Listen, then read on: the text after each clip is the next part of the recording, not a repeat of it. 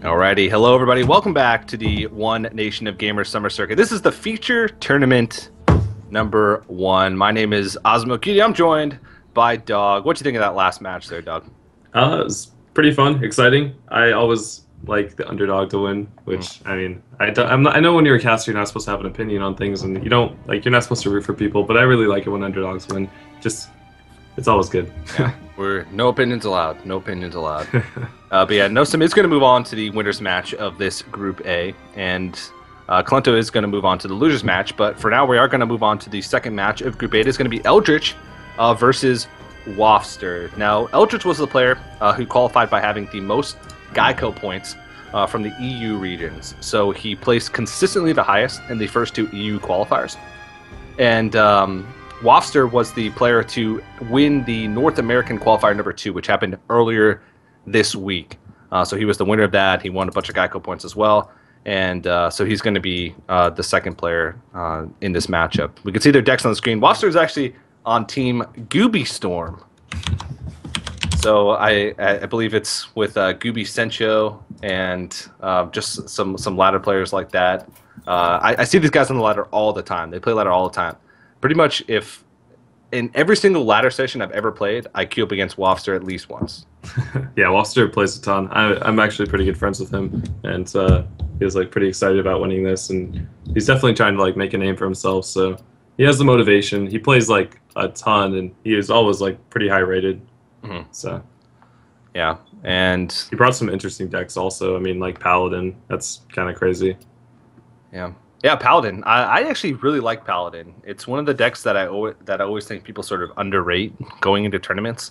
And I actually have arguments, well, not arguments, friendly arguments with Monk all the time, with Monk from Liquid, who's one of the organizers of this tournament. Yeah, discussions about Paladin. And I guess it's sort of an argument with you as well, but just not with you, because it's about the Liquid power rankings and how they like always, all the players always rate Paladin so low.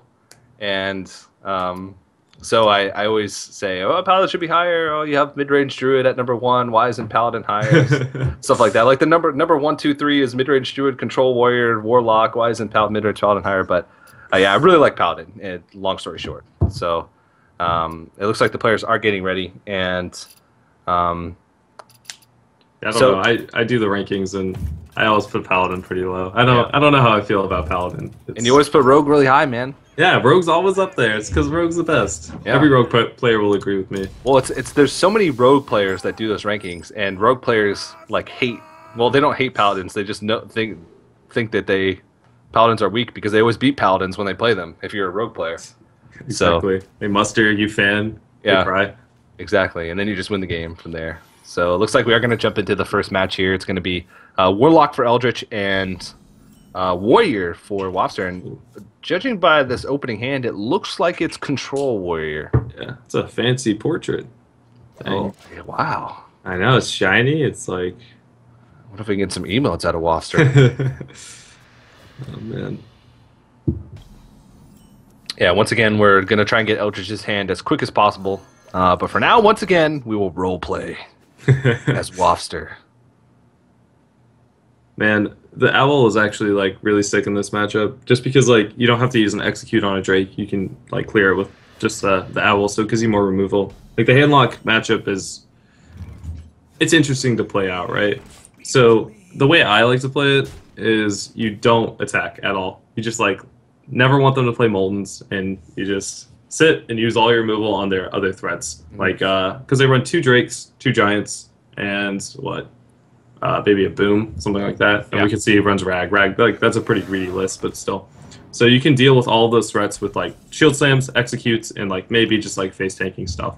And then they can't play anything else because they don't have any more threats. Yeah. But there's also like the face tank approach and a couple other fun ones. Owl.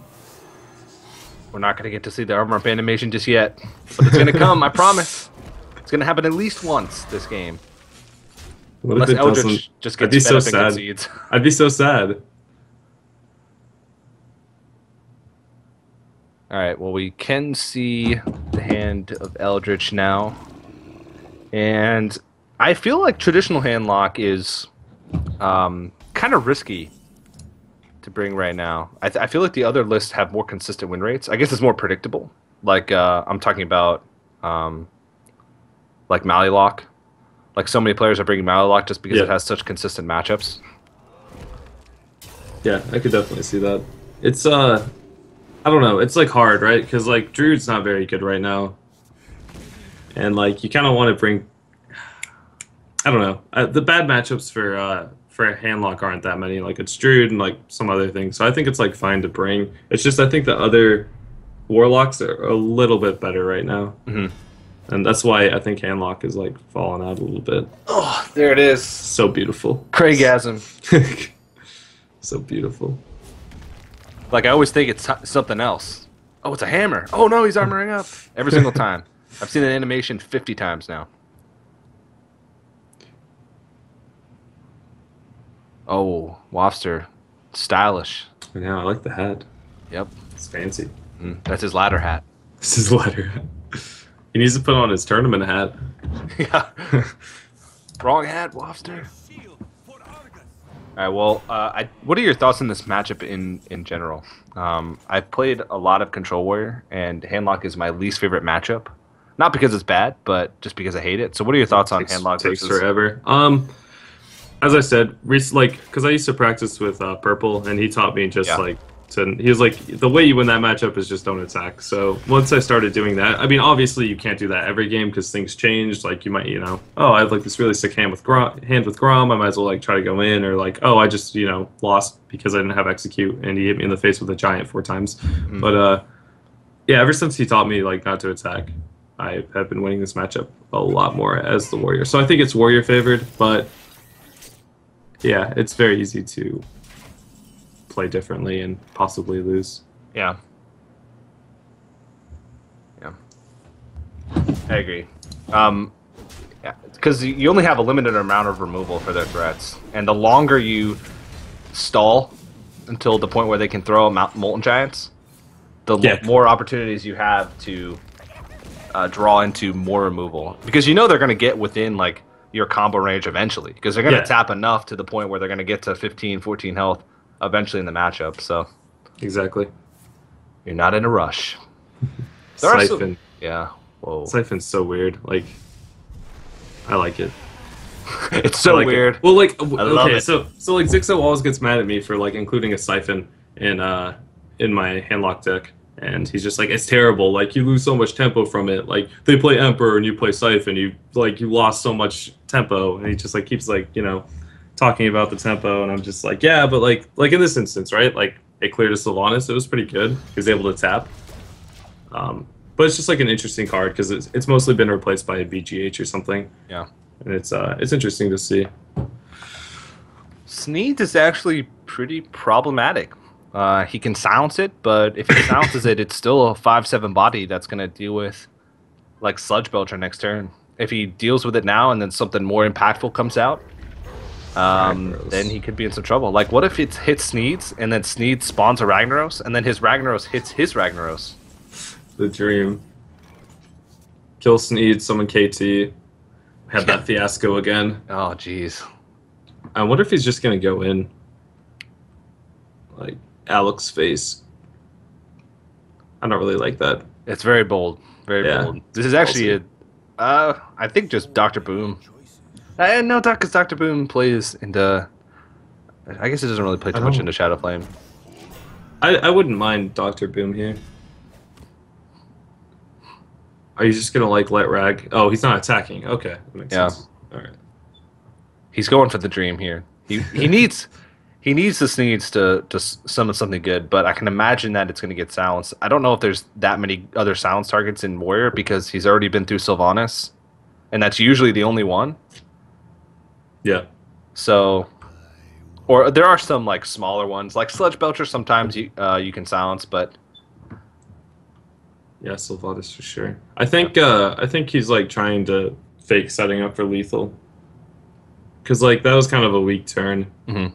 So I think Eldritch is like, oh, like if I don't taunt this turn, I'm gonna die. Mm-hmm. So I think he's like gonna play the Molten and the Sun Fury, but I'd like to see a tap here. I don't really see the reason not to tap, because like you have 2 taunts up, right?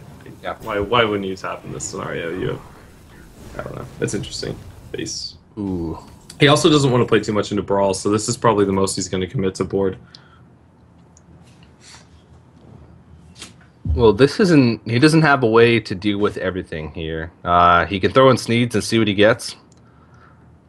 King Crush, the dream. King Crush. KT's the dream. Cenarius is above average, I think. It's pretty good, yeah. Yeah. 5'8" is not the best against Handlock, maybe, but it's still a reasonable sized body, and the stat value that he ended up getting out of that Sneeds is pretty ridiculous. So, he's still going to be in a pretty good position here. Still better than Nat Piggle. Yeah. Oh, or God. like Blood Mage, or there's actually a lot of bad legendaries. So exactly. Anything that you get that's like above 8 mana, you're pretty happy with, just because the body's huge. The best is just like getting infinite Sneeds. Oh man, that feels so good. Sneeds and KT off of Sneeds is like the best feeling in the world. Yeah. So let's see here.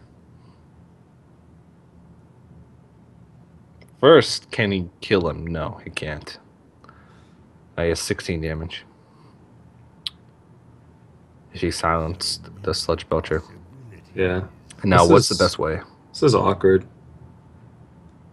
I don't know. I think you tap. Heal bot.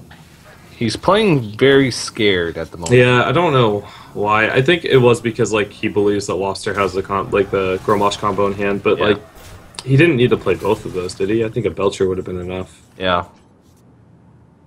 It's interesting. I think most of the reason why Handlock is so good against Warrior, not that it's like super favored or anything, is that you can tap for more cards and you can leverage that, but I don't really see him doing that right now. It's interesting. He's probably just like really scared. I mean, you don't really want to like, you know, die, obviously. Yeah. Kind of the point of the game, not to die. But also the point of the game is to win. That is true, and he is, in my opinion, not really playing for that right now. Acolyte of Pain, I think, is a really good draw for Waffster at this stage. Yeah, I mean, it played like perfectly into the Deathbite, right? Yeah. Flawless. He even has Cruel Taskmaster get a second draw out of it if he really decides that he needs one. But I think he's going to. I like attacking with the unit first. That way it weakens the slime if you want to connect damage with the Cruel Taskmaster. But I think he's going to save that for his Grommash activator. Combo, yeah. Yeah, I would say so. Because you have to sort of threaten that. The more combo pieces you throw away, the riskier the Handlock is going to play, and he could punish you for that. Okay, so it looks like he just wants to clear the board. That's interesting. I like it. It's not too bad. It plays into the Hellfire a little, like, too much, but yeah, still a lot. Yeah. Hellfire Mortar Coil is pretty good. Yeah, but he wanted to clear off the 2-1 with the Shield Slam, which is right, because if he didn't have the Mortal Coil, then, you know, his board wouldn't have been cleared. Yeah. Waffster still has initiative, though, because Eldritch isn't going to be able to play anything after this Hellfire Mortal Coil. And Jargon to Execute's pretty good. He can get through another big threat that's going to be popped down. He actually hasn't seen too many threats coming out of Eldritch, so he needs to make sure the rest of and he's used one Shield Slam on a 2-1, so he needs to make sure that he holds on to the rest of this removal. Oh man. Yeah, that BGH is pretty good. I think you just like slam the mountain. You could even tap if you want. I mean, you shouldn't be like too scared, right? You saw Cruel Taskmaster. I don't know. He's played really safe so far. What's the safest play he could possibly make? Anti-Keelbot Sludge Belcher. No, yep, Anti-Keelbot Belcher. Is he? Oh, okay, never mind. I thought he was like grabbing. No, he grabbed the giant. You could get away with a tap here. I'd like to see that.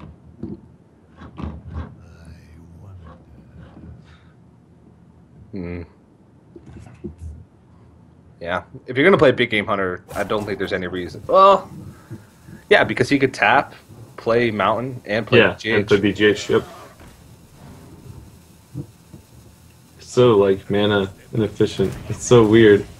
I guess it works. He wants to silence a Boombot. Okay, that works out. Yeah, all good. Sludge Belcher. Still would have liked to see a tap. Yeah. I wanted to tap, man. I mean, he might be playing the really long game and saying, Oh yeah, hey, like this one's the going to go to fatigue, right? fatigue. Exactly. Yeah, he just starts mortal coiling the acolytes. Yeah. What are you doing?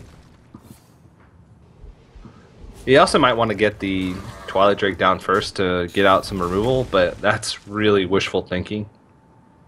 In order to make pave a better path for the Mountain Giant. Yeah. I think Waffster should have Alex there. I think he should have Alex first, and then because the Boombot hit face, right? He would have gotten extra damage. Yeah. But not too big of a deal. It did only hit for 1, right?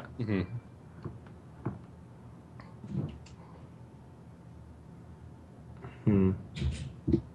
So he can remove the Alexstrasza, but it feels like just playing double 5-drop Yeah. is going to be the right play. That Mountain Giant's just sitting in his hand. I mean, once he clears the board, he realizes that Waffster's running out of cards. Yeah, Waffster's almost dead also. Yeah, that's very true. He's at 11 health. Yeah. Something I didn't even notice. Yeah, I wasn't even paying attention to his life total. It's not something you really pay attention to a lot of the times. Warriors at 11, Warriors at 110, same thing. Yeah. Brawl. Hmm. I don't think it calls for a brawl just yet.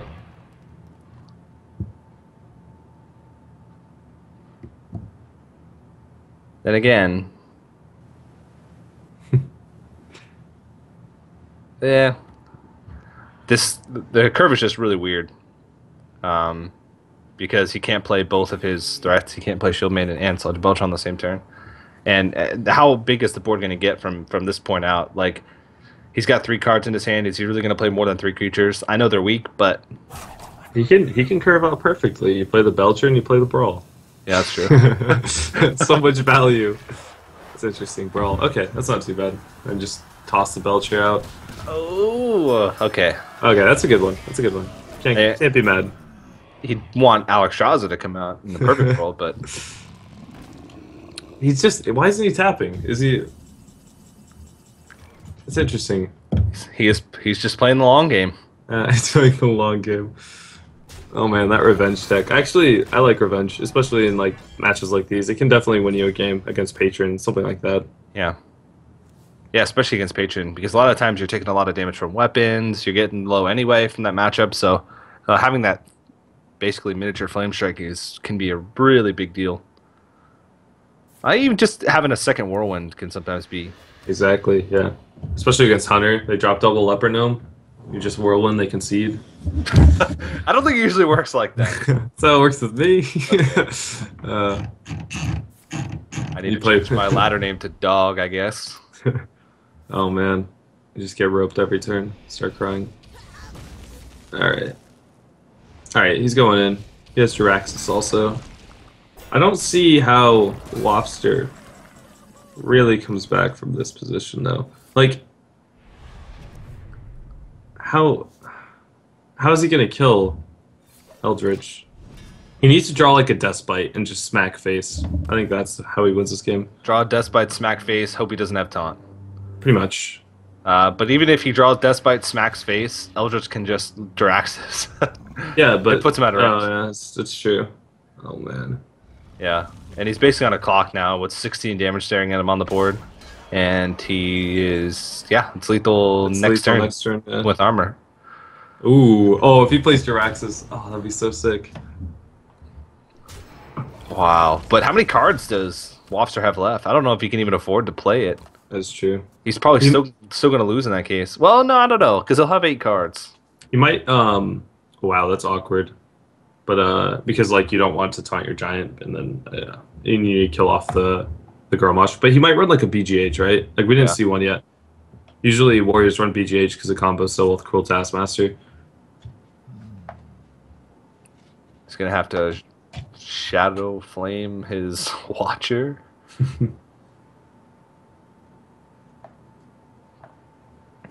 Oh, man. Is he scared of that? I don't think so. I don't know. Okay, Yeah. good. Yeah, I like it. Now I really don't see a way that that Waffster can win. Yeah. Oof. I think that's... No, he can Revenge in armor. Next turn, top deck into a... Oh, he's playing that. I guess that's fine. It trades with the Giant, right? Yeah. Still in it to win it. But he's dead anyway. Oh, yeah, that's right, Jiraxis. The Jiraxis kill. Yeah, okay. Makes sense. Yeah. So it feels like Waffster, even though Eldritch played super safe, it feels like Waffster used his removal pretty inefficiently in that matchup. He used Shield Slam on a 2-1 Sunfury Protector, which, I mean, you're not guaranteed to have armor for like the rest of the game, and having a clean board feels good, but it was just a rough matchup. He kept having to play reactively. Eldritch wasn't giving him much. He saved his big threats until the end, and by that time, Waffster was out of removal. Yeah, I agree. It came down to like he had to remove the Moltens also. He had the removal for everything, but like not the Moltens included. Yeah. So yeah, it's rough. It's rough. Let's see, what does Waffster have left? Paladin, Warlock, and Warrior. Eldritch has Warrior, Mage, and Warlock. Yeah. So he has the Warrior and Mage left. Now so far today we've seen 3 Patron Warriors and 1 Control Warrior. Yeah. And this looks like it's going to be Patron, so it's going to be Control Warrior versus Patron Warrior. The bad thing is, Waffster already showed his like tech, right? He already showed the Revenge. So Eldritch is probably going to be smart enough to play around that, I would say. Which it won't catch him off surprise, so that card is pretty much worthless in the deck if he is playing around it. Yeah, that's about it. That's what kind of sucks about losing in Conquest, because they kind of know your deck. Yeah. And you're like more at a disadvantage if you lose in many aspects. You're punished for losing. Exactly. God. Even more so than just the fact that you lost. Feels bad. All right. Well, this matchup is still Control favored, I'd say. We didn't see double brawl from Waffster, which is another card that can make this matchup a little bit better. But the Revenge Tech is a pretty good card sometimes, and we'll have to see. Waffster is channeling his... Oh man, he is just going crazy. Looks like he's listening to some smooth jazz. Getting in the mood.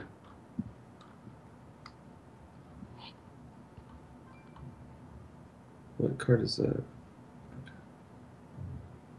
So basically, if you can get a big board down against Control Warrior, and they don't have Brawl, then you win. But there's a lot of ways for Warrior to sort of pick off patrons and sort of stop your momentum. They can like Shield Slam, execute, and slam them with a weapon. A lot of them, like I said, tech in double Brawl, so they can just use Brawl on your first push and then use Brawl on your second push. And they gain so much life over the course of the game that a lot of times you can never get enough momentum, and you have to rely on getting a big frothing later on. But if they draw duds and you get a big swing on turn 5 where you can Deathbite on turn 4, Grim Patron on turn 5 with Inner Rage and Deathbite swing, then sometimes you can just win the game from there. Yeah, it'll be interesting to see if Eldritch does that, because like he already has his Deathbite set up, right? He has Inner Rage and like Patron, so he can go pretty hard on turn 5. It's just depends what Waffster does. Like this turn's kind of hard as well. I think just maybe dropping the Acolyte is fine. Don't really see any other play.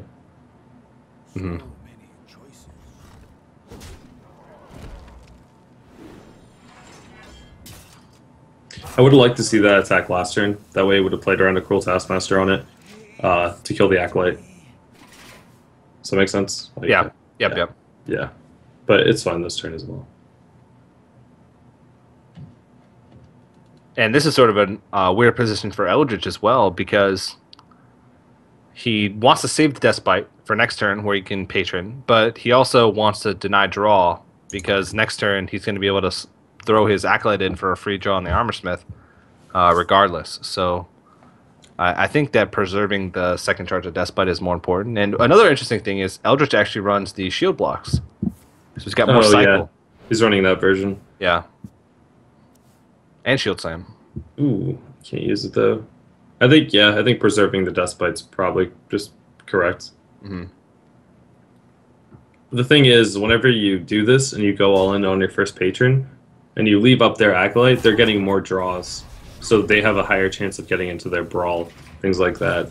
So it's usually better to limit the Warrior's draw, but in this case, I mean, you're not going to waste your second charge of Despite like this. Ooh, wow. Oh my goodness, that draw. That is absurd. Just draw 3 cards real quick. Yeah. Two. And I mean that was like the perfect draw because not only did he get rid of the Despite, which we see that Eldritch was setting up for a big turn 5 combo, he also got another draw off his Acolyte. Yeah, that was a pretty good draw. pretty good draw. Yeah. And what are your thoughts on this specific Grim Patron list with the shield blocks and the shield slam? So you usually cut out like big threats like Grom in this list. I don't like it as much. It is better in some matchups and it's worse in other matchups, obviously. Like, helps you in Rogue because usually you need the life gain. But I ultimately just like adding in more cycle to the Patron deck because I like playing it like a Miracle Rogue deck where, you know, you have to draw into your certain combo pieces, like your Auctioneer or something like that. You need to draw into your Emperor, in this case, or your Warsong Commander. So I just like more cycle as opposed to the shield slams. But it's just preference. Yeah. Ooh, that's a pretty good card also. Yeah. I like these cards. Yeah, that's about as much value as you're going to get out of it. Like, his hand is just filled with expensive drops, and he's got an 8-card hand, basically giving him summon a 5/5, draw 4 Innervates. Oh, man.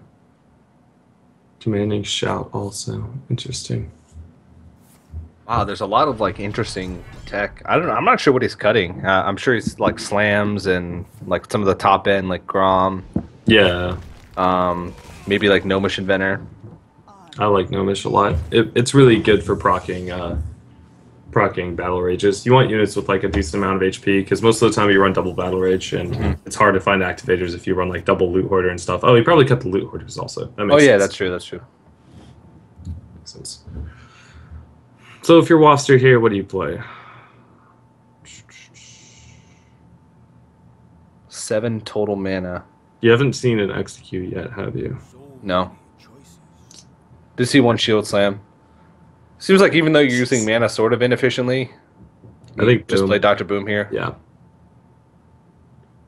And he's like not on the other warrior's not on 8 mana, so he can't use the Warsong combo anyways. So yeah, I like it. Yeah, solid.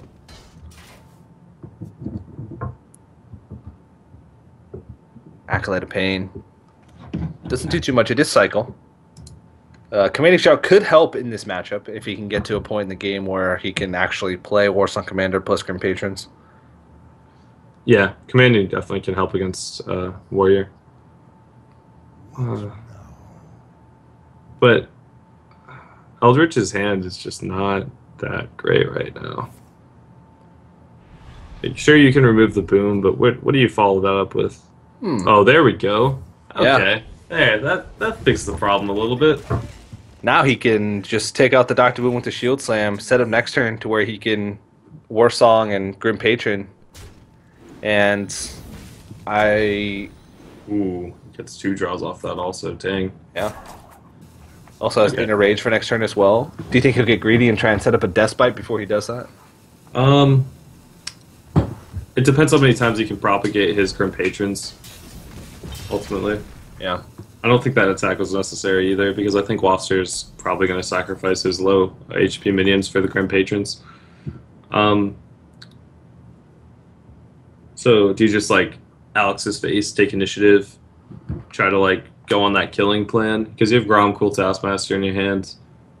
That doesn't even set up for lethal because he has so much armor. You could go for the...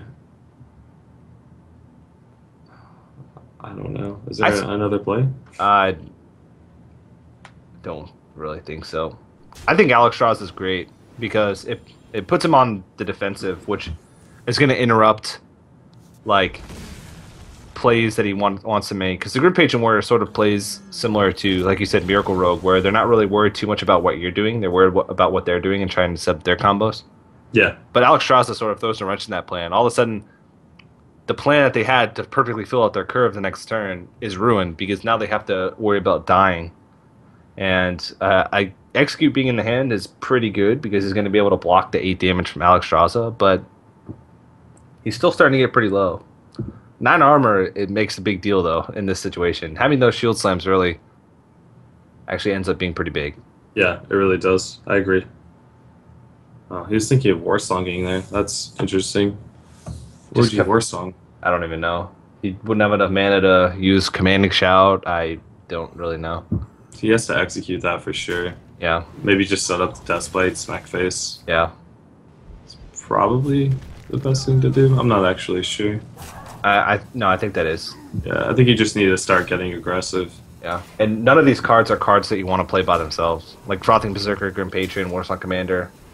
Frothing Berserker in some matchups you want to play by yourself, but you need the reach in this matchup. Yeah, exactly. Ooh, there we go. There's a deck card. He's not low enough. Oh no. It's scary though. Like, do you want to play a Belcher because he could propagate the patrons off those? Like, it's just it's hard to decide what to play. Yep. Because, like, you don't have the Brawl. It'd be so much easier if you had the Brawl, because you're like, oh, if he goes in, like, he'll lose, because I'll just Brawl the board and, like, game over, right? Yeah. But it's a lot harder whenever you don't have an answer. Oh, my goodness, that is a lot of damage also. Double Frothing. Whirlwind. I mean, the Belcher blocks it, but yeah. It's still a lot. Well, it's a good thing he actually played the Belcher, because I'm pretty sure he would have been dead otherwise. Because with 4 damage to face, he would have been at 18, so he would have had to do 9 damage with the Frothings. Yeah, which I think was possible. Yeah. So playing the Sludge Belcher actually ended up being right, even though he's going to be able to get lots of Grim Patrons. I think he would have been dead otherwise. Oh man, everybody's getting in here. It's a geez. patron party. So you smack with your weapon, right? Yeah. Yeah, you don't care. He might try to go for the approach of... Okay, no, good. Alright. I was going to say that would be done without the second commander. Like, use the Grim Patrons. You're saying use the Grim Patrons to clear and then set up... Keep the Deathbite to set up for Frothings. Yeah. Man. Sounds like a bad play. Yeah. Alright, smack face a few times. Well, is he going to put him below? Whoa, does he have enough time for this? I don't think... He's playing around Revenge, it feels like. Oh, yeah. I like it. Very good. Ooh, and the Brawl. Is that even worth it? Waffster has no removal in hand. Does he? Wow. Well, BGH, but it's not really removal. That is really rough. Could you have just, like, ran Grommin and then, like, silenced one of them? I wonder. Okay, he can silence if he wants. I think that's probably the best target for him to come out of that, because I don't think you want Warsong Commander. Yeah, Warsong would have been, like, devastating. That's the one card you have to clear all the time. Yeah. So you can Inner Rage and then Commanding Shout, I guess? Yeah. But your other 3/3 doesn't get charged. So wouldn't you have wanted to Commanding Shout first? I don't know. Yeah, I think he realized that. I think he wanted his Frothings to get buffed also. Yeah. I think that was the issue. Yeah. Well, now he's in an awkward spot, because now if he Commanding Shouts, it basically just solidified the fact that he made a mistake. That always changes my line of play. Whenever you make a mistake, you always change your line of play. You don't let people know that you made a mistake, right? You're just like, oh, I didn't want to do this anyways. Yeah. That's actually pretty good. Yeah.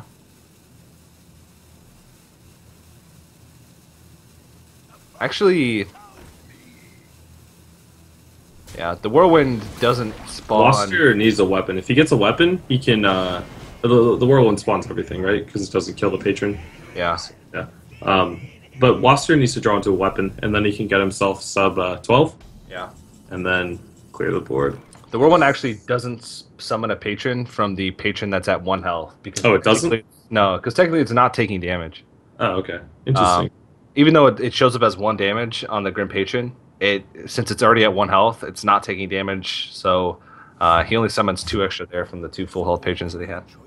I actually have never played with Commanding Shout, but that's really good to know. Yeah. Yeah. I was very sad the first time that happened. Silly. I guess you just like tank up and hope you draw into a weapon or something. I have no idea. This is difficult. It's so awkward because Eldritch, I mean, I think he did it on purpose. He cleared to play around Revenge because he saw the Revenge in the last matchup. Yeah. Revenge would be a perfect clear here, but he's not I guess enough to get there. King Gromosh also. Shield same thing-ish.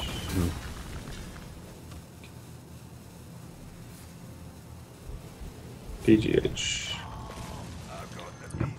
Okay, I like it. It's good. Protects you. Battle Rage would be the best draw for Eldritch. Didn't get it. Yeah, I think you just have to go in if you're Eldritch right now. You just put all the cards on the table. Yeah.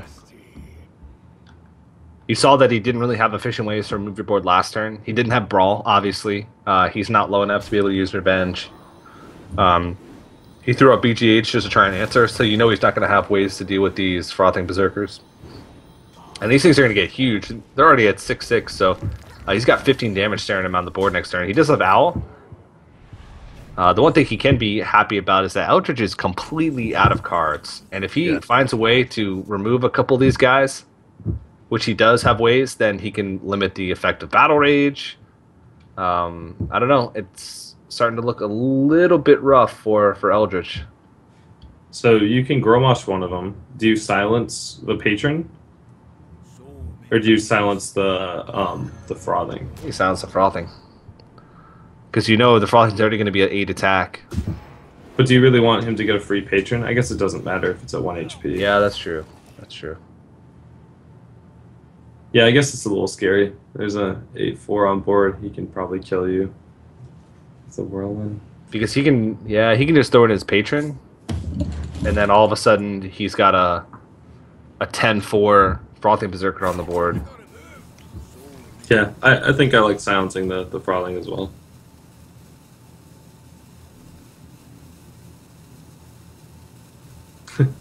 He's really Yeah, exactly. And here comes the decision. Or the indecision, rather. All right. wow. The Patron. Okay. That's all right. Well, what punishes him here? Not Emperor Thorsan. Man, that card's so OP. Look, all of his cards cost nothing now. Jeez.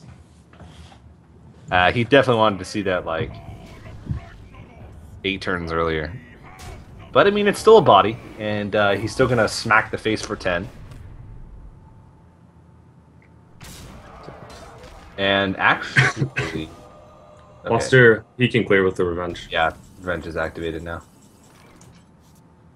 So attack in, Revenge, Cruel Taskmaster, clear board. It's value.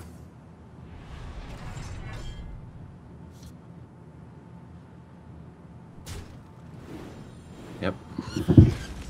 And now Eldritch, I mean, Battle Rage draws him 1 card. He has Warsong Commander, but no Grim Patrons and no Frothing Berserkers left in his deck. It's gonna be a pretty uphill battle for Eldritch right now. But look how much HP he has. He's at 30. Yeah, so but he only strong. has 6 cards left, and like one is a Fire War Axe, one is a Warsong Commander. He realizes he has no Yeah. win conditions left. I'm pretty sure one's a Whirlwind. Oh yeah. Yeah, there's nothing left for him. So he's gonna tie up the series 1-1, and the Control Warrior is out of the way. At least he can take that. But Yeah, Mage exactly. and Warrior still left for Eldritch, and Warlock and Paladin still left for. What kind of Waffster. mage do you think that is? Tempo or like freeze? Probably tempo, right? It doesn't say anything in his bio that would indicate either way. We don't really know too much about Eldritch, and I can't quite remember what he played. He might not. Yeah, I can't remember.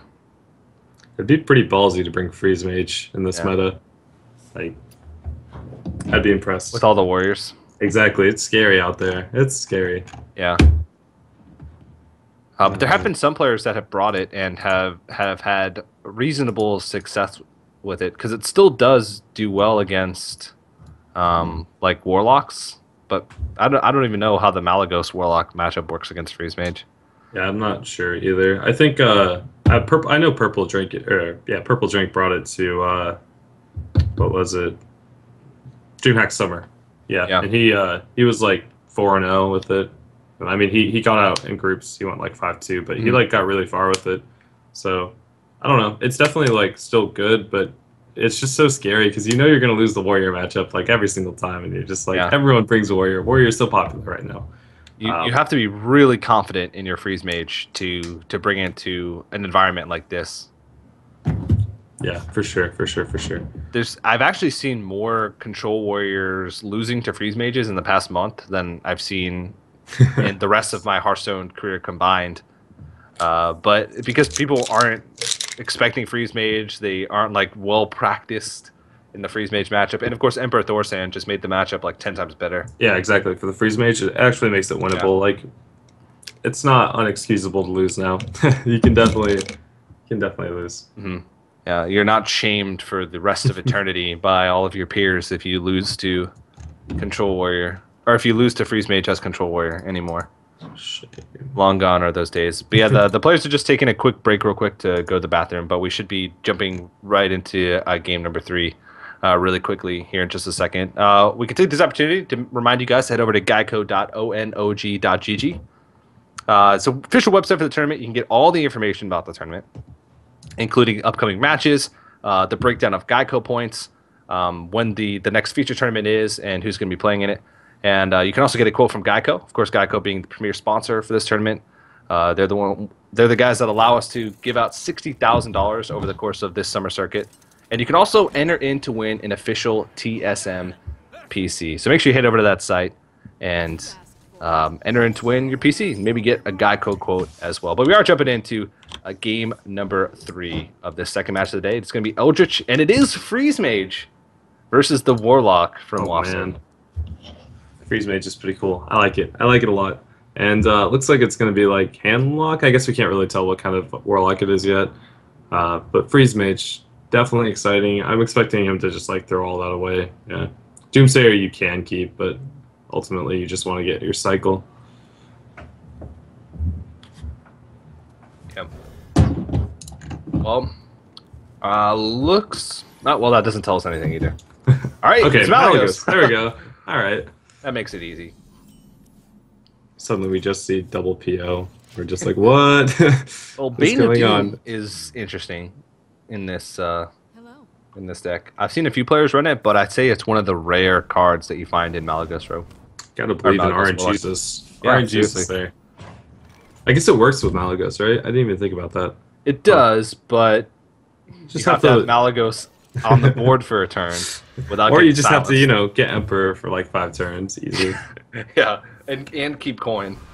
Keep coin.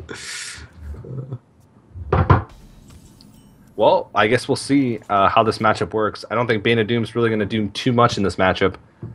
I just feel like you don't pressure enough.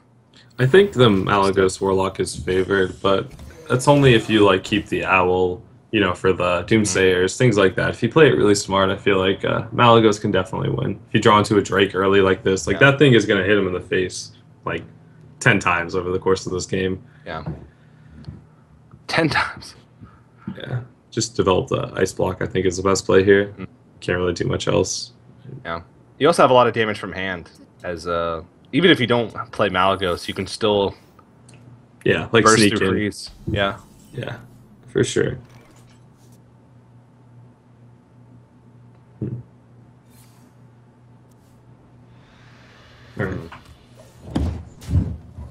Yeah. He needs to put on pressure early, though, in order to not allow the Freeze Mage to do whatever he wants. Yeah. Okay, so I think like this turn you probably just have to Acolyte. I don't really see anything else. Like you're not going to Frost Nova 1 minion. You're not going to overdraw, are you? There's 3, 4, 5 now. You're fine. Yeah, Acolyte ping is pretty solid. Yeah, so he Acolyte pings, he'd be at 8 cards. Yeah, he could overdraw him, double Mortal Coil on the and So swing much in. value. Wow, that's interesting. Frost Nova being 4 damage. It feels like it's more for the preemptive. tempo. Yeah. Yeah. Okay. Well, definitely gonna get owled. You don't want to lose your board. I guess you tap. Would he overdraw? 1, 2. He just passed. Yeah, he would have He overdrawn. would overdraw. Yeah. Okay. Yeah. He would have had to throw out a Mortal Coil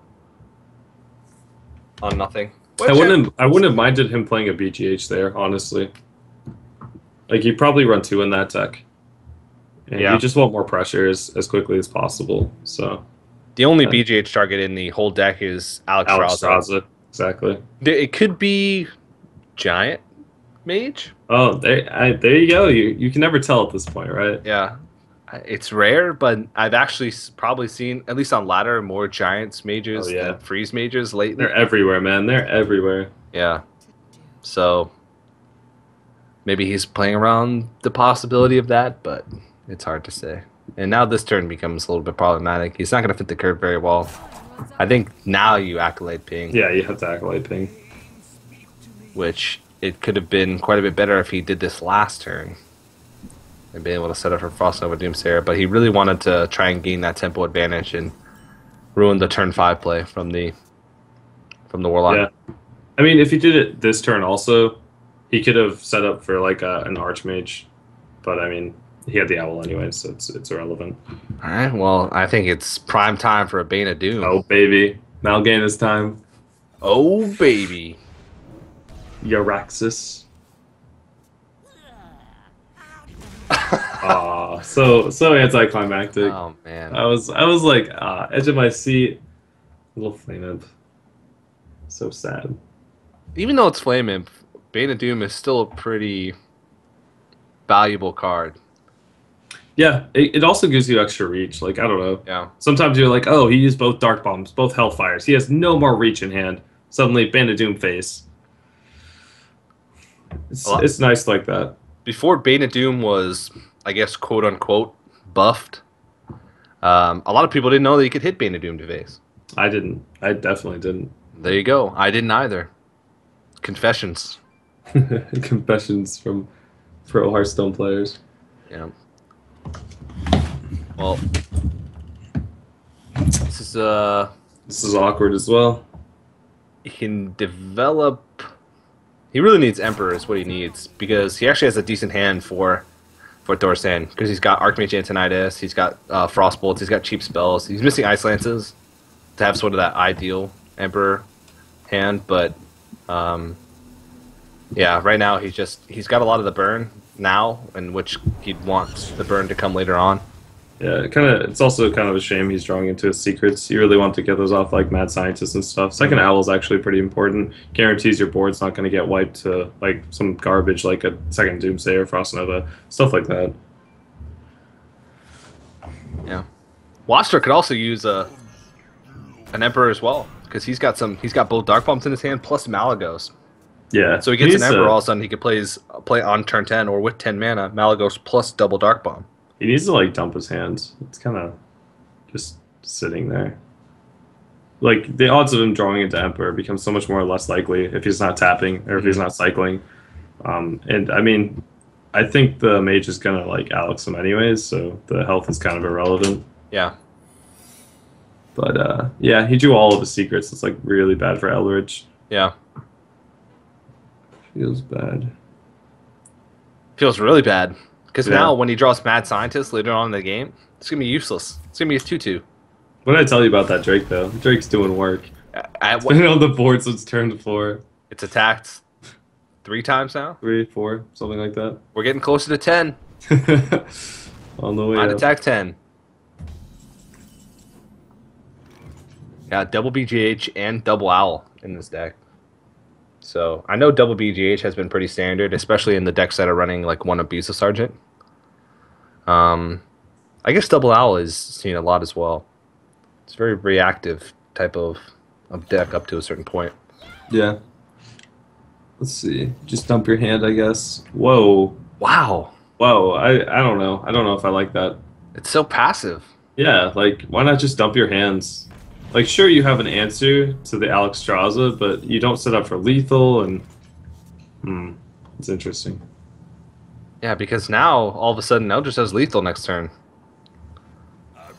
without heal. Well, yeah, without the heal, but he has the heal. The thing is, and also like by not playing the Drake there, sure you're trying to play around Flame Strike, but by not playing the Drake there, like you're not cycling to your Emperor, you're not cycling to your second heal bot, things like that you like really desperately need if like Alex you or something like that happens.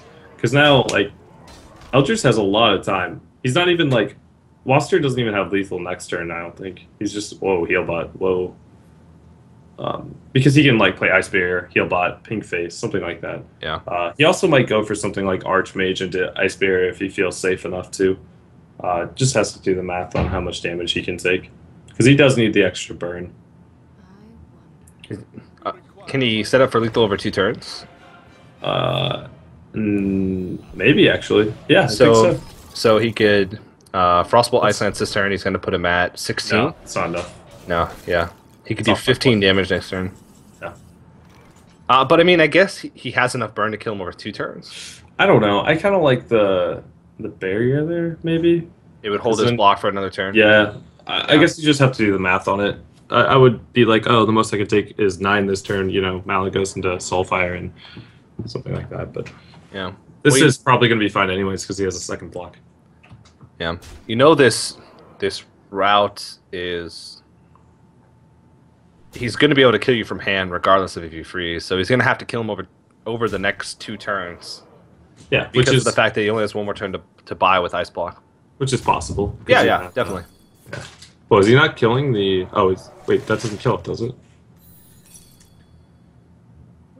Okay, he's going to silence it instead.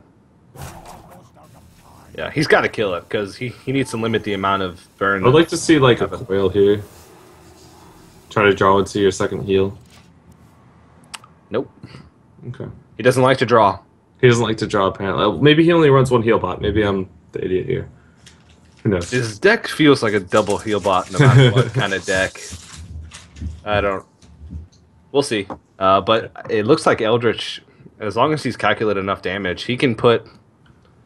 so he plays Ice Block here, Fireball, Frostbolt. That'll put him at 7. And then he wouldn't have lethal the next turn if he heal-botted. Would heal-bot be lethal? Because now if you coil, like you only get 1 shot at heal-bot. Yeah. Because you have to play the Drake, which is 5 mana, so it's like 4 mana left over. Yeah. So, we'll see though. He can still top deck it. Stuff like that. I don't really see the hesitation here. Yeah.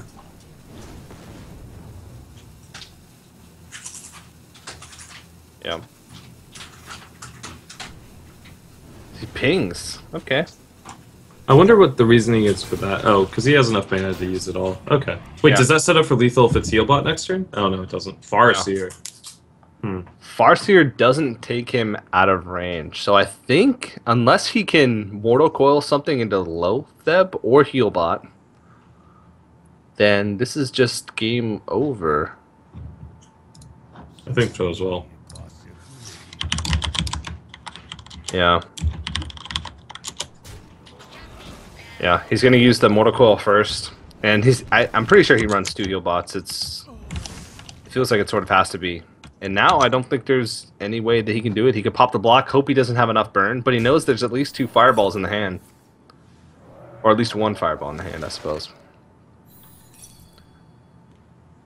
At least he drew with Coil. And yeah. It looks like the Freeze Mage is going to take this game. I felt like Waffster could have maybe done something earlier. Played a little bit differently to put a little more pressure on, or maybe cycle more. Yeah. But still. Yeah. If he had tapped more, though, he actually would have fallen lower quicker, so he might have been able to burn him out of the game a little bit faster. But that's true. He did get Alexstrasza, but you don't want to tap too low sometimes. Yeah. I definitely agree.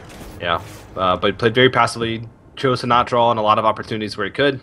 And Eldritch is going to take the 1, so he's going to move up in the series 2-1, taking a win with Freeze Mage on his first try in an environment where we said maybe not the best for Freeze Mage. So Eldritch just has 1 deck to win with, and it is Patron Warrior. So he's going to have 2 opportunities to win with Patron Warrior, and one of those games is against Paladin, which I feel like is a really good matchup.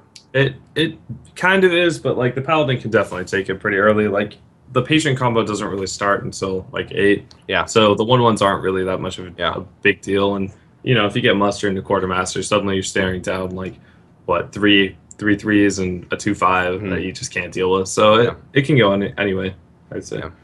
And also, a lot of Paladins nowadays have been taking in like double equality things to deal with it. More heals. The Healadin has become one of the popular Paladins where they run like double lay on hands, double heal bot, and like Guardian of Kings. Oh man, which is absurd. Yeah. But their Paladins have been sort of adjusting their. It's not like standard mid range anymore, like we saw when Paladin started to make its rise at the beginning of. Wasn't at the beginning of the year, but I guess after a couple months after GVG. But yeah, we'll have to see what Waffster's going to decide to go with. We just saw his Warlock. What do you think his chances are with this Warlock against Patron? I would say you're favored, but not by that much. Okay. It's a pretty close matchup. It's one that like Handlock is a lot better against Patron Warrior, obviously, because you have big threats that'll just smack him down. Whereas like this one, you have like implosions that don't really do much. You have like I don't know, just cards that aren't that great usually against Patron. Yeah. But you do have AoE clears like Hellfire, Shadow Flame. Well, if you do run the Shadow Flame, like we see the Hellfire there, so that'll be helpful. Well, this is the first early Emperor Thorsan we've seen in a Patron Warrior matchup so far today. So it's going to be a lot better of a matchup for Eldritch since he drew into his Patron very, very late in the first matchup that he played against it, which could have helped him out a lot. Right now, he doesn't have the best hand for Emperor Thorsan to come down on, but he's got quite a few draws before he's going to plop that down onto the board. Yeah. Emperor is like really strong and annoying to play around, but we'll see.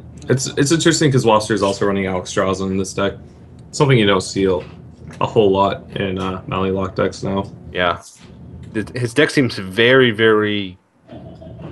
I want to say control heavy, but I'm not sure if that's the right word. If that's the right wording for that.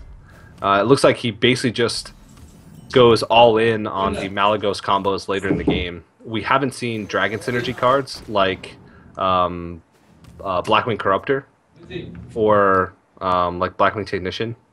We actually haven't seen Blackwing Corruptor at all, so I'm not sure if he runs any of those cards and just goes all in for the sort of control style. Because we saw Bane of Doom in the 5 slot, and we've seen double Sledge Belcher in the 5 slot as well, which is usually we see like maybe one Sledge Belcher, no Bane of Doom, and double Blackwing Corruptor in that slot. I'm not sure exactly what he runs. Yeah. It is interesting. I think he did cut the implosions. I don't think I've seen one yet. Maybe I'm crazy, but... Oh, yeah. Yeah. There's Bane of Doom again. I don't think he runs 2. I think he's just... We've seen both of them early on in both these matches. Man, it's all scary to leave a Berserker up. It's so, like, terrifying. But, like, you have to. You have no other play. Yeah. So, we'll see. Coining Emperor here is, like, it's moderate. Like, it's okay. But not really sure if you want to be doing that. Like, Slam War Axe seems pretty good here. The issue with that is you leave your Frothing at 3 HP. It could be cleared really easily. Mm-hmm. So maybe just Coin Emperor is the best play. And make him deal with the Emperor and the Frothing. Having 2 high priority targets, you either force him to deal with the Emperor to not let you get double value out of it, or you smack him in the face with Frothing. Yeah, so either way is bad. But it is a tough choice. Slam Fire War Axe, it still puts you in a good board position. It allows you to cycle more to guarantee that you get a better Emperor Thorsan. Like having a Grim Patron in that slot instead of just getting Emperor Thorsan on what he had in his hand is going to be better the next turn. I like this. I like the execute. You don't want your Frothing to be at 3. It makes it too easy to die to a Dark Bomb, Hellfire, something like that. So he should War Axe here. Yeah. And in this matchup, you can hit the Warlock. Yeah, you can just smack face, go crazy. You're actually encouraged to hit the Warlock. Did he rope? What happened there? Huh. Why is he smiling? He should be frowning. I'm not actually sure. Yeah, it looks like he roped. There's actually no reason to not attack there because he missed. He's 6 still damage. Smiling. Why is he smiling? Stop smiling. It's creeping me out. You missed your attacks. Be sad. Yeah. Oh man. And well, Waffster, he can. A couple options here. He can Hellfire and clear with. I like this. Coil. Darkbone Coil into your imp. Just get it out. It doesn't like really matter that your imp's out there because you have Hellfire to clear anyways. So I think this works out the best. Mm-hmm. Oh, there's the implosion. Yeah. Okay. We just didn't see it, I guess. And there's a chance we might not have seen the Blackwing Corruptors as well. Yeah, I'm sure he runs Blackwing Corruptors, especially with Alex Strauza and Malygos. Yeah, but he runs double BGH, double Owl, and Bane of Doom. I'm trying to think what he cuts out of the deck to make room for that. Double Mortal Coil as well. We haven't seen Blackwing Corruptors. We haven't seen Soulfire. Yeah. Maybe he only runs with Soulfire. That's probably the case. Mm-hmm.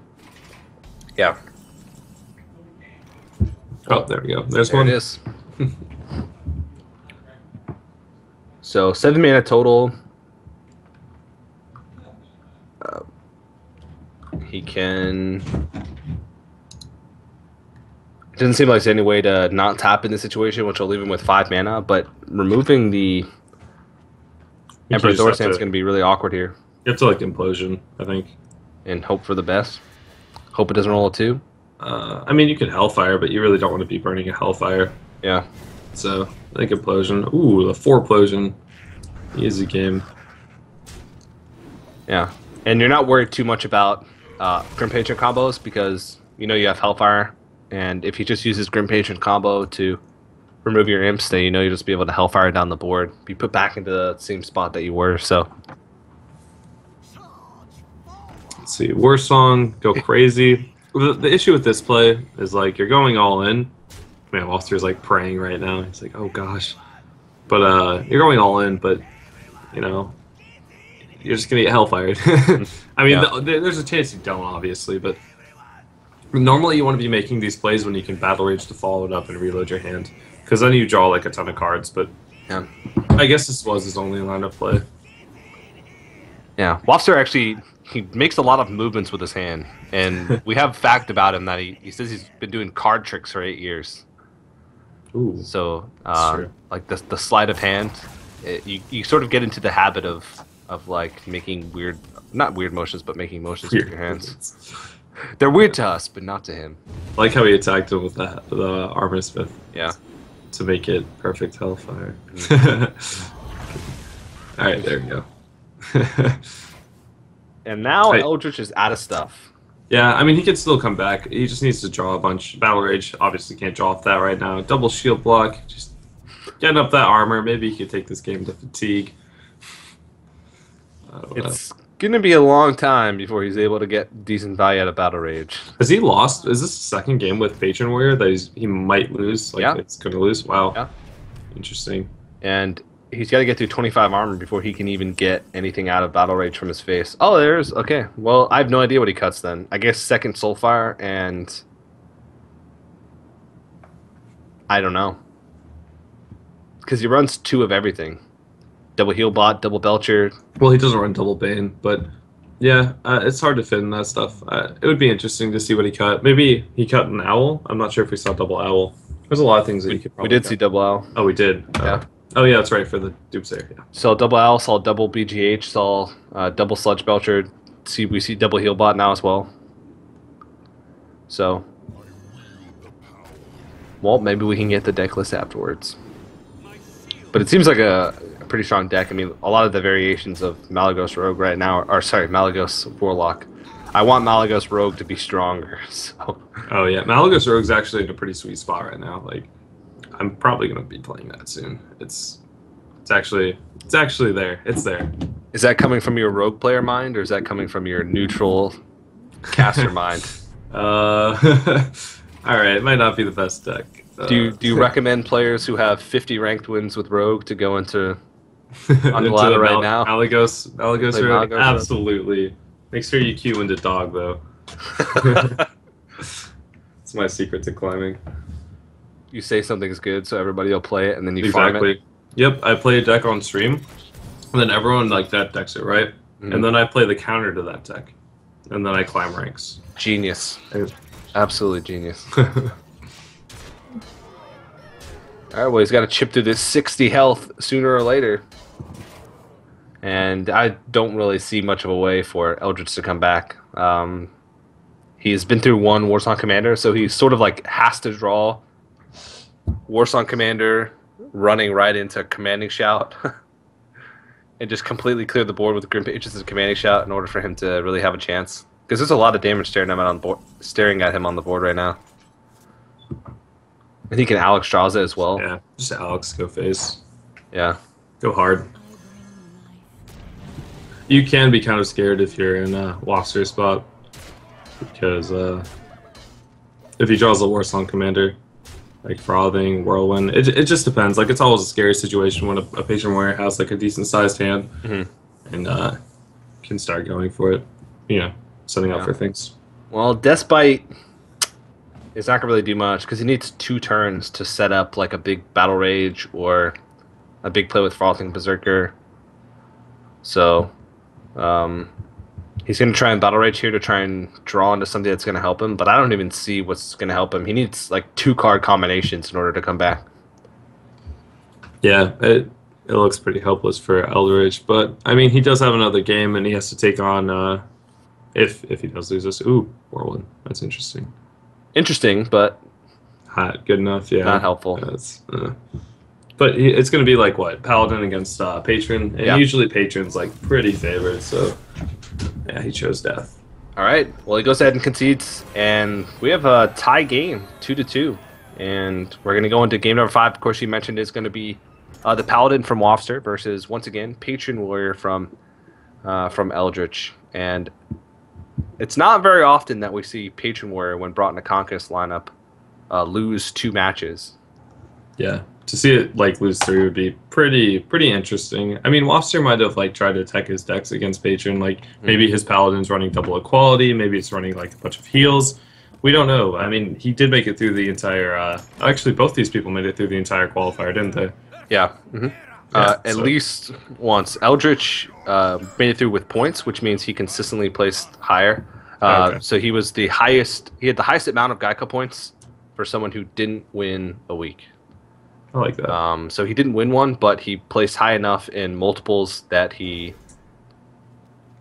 got enough GEICO points to make it here. And he was the player from EU. He's from Sweden. Yeah. Okay. It doesn't really matter if they're. You can play in the EU qualifiers and in the NA qualifiers if you're from the opposite region. You just have to have cards on that region. So like Shoop, for example, he was one of the players that qualified. He's an EU qualifier. He won EU qualifier number 1. But he's from NA.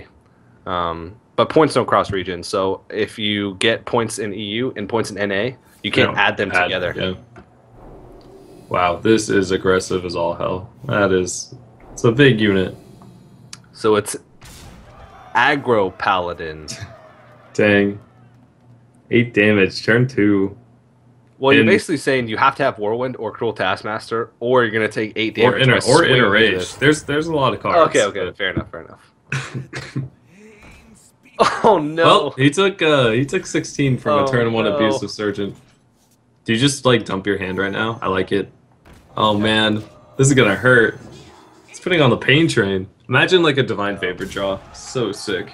This deck lives and dies by the Divine Favor draws. Like, really, if you don't draw Divine Favor by the time you run out of the cards, or, like, within a couple turns of you running out of cards, you run out of juice. Because your hero power doesn't really do much in the ways of, like, Hunter, or Zoo, who are, like, the other 2 aggro, I guess, popular aggro classes.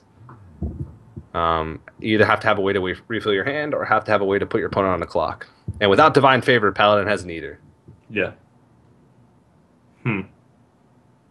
So do you, like, run your Acolyte into the 2-1 and then Battle Rage and draw into Whirlwind? It's pretty solid. Pretty solid play. Take some guts. Yes, it does. I think you... this is Slam is not that bad, honestly. I would not put it past him to slam right now. Yeah. I like it. I think that's actually like the best thing to do. It allows him to contest both creatures on board with just Acolyte of Pain. That's not a good draw. Time to go face.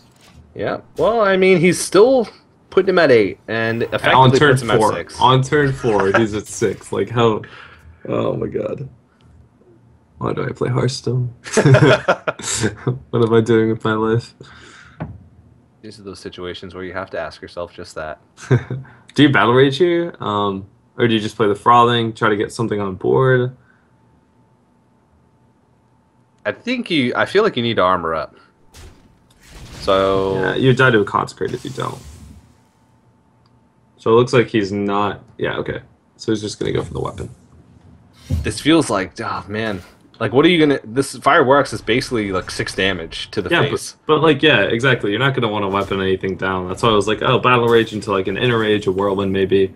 Like maybe cycling was okay there. Yeah. You gotta go for it, right? You just dump your hands. I don't Do know. you even play the abusive? I don't think you play the abusive. I think you just throw the owl out on an empty board, but maybe he wants owl to save. I don't even know what you even owl in this situation. Acolyte? There's not taunts that you have to get through.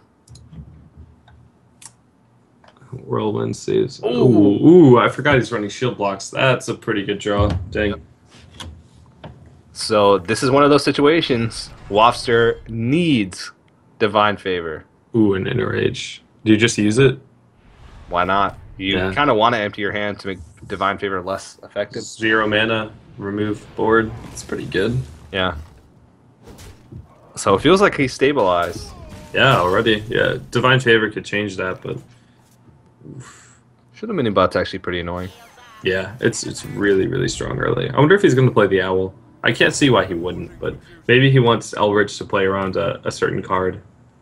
Like, oh, he's holding this card, so it's got to be like a Consecrate or something like that.